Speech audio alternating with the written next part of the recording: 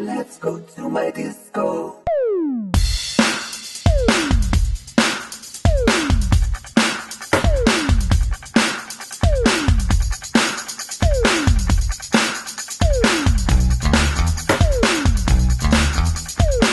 Kāpēc tev šovakar ir brilles? Tas ir daļa no priekšnesuma atribūtikas. Jā, jo priekšnesuma tēma, es varu atzīties, pateikt priekšā, ir kaut kas saistīts ar Blues Brothers filmu. Un arī kopstisku filmu Cadillac Records, kas ir saistīta ar mūzikas ierakstu kompāniju. Un ļoti daudz ar blūzu, un arī šī mūzika tiks izmantot priekšnesumā. Tā kā aktieriem parasti, ja kaut kas uzstājoties ir mugurā vai uz acīm vai galvā, tas noteikti ir domāts skatuves tērpam, tāpēc. Kā tev pašam labāk garšo kokteļi, alkoholiskie, bezalkoholiskie?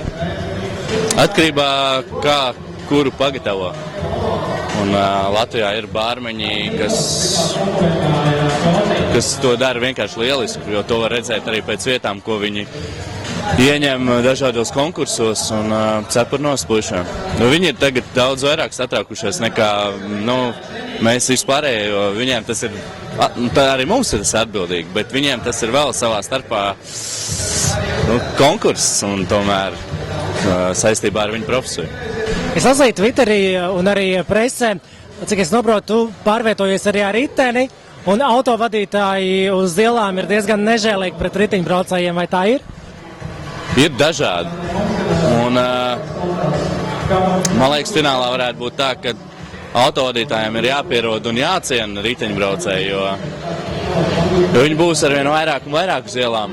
Un riteņiem braucējiem ir jābūt koleģiāliem pret autovadītājiem, un ar kopīgu sapratni es domāju, ka būs rezultāts.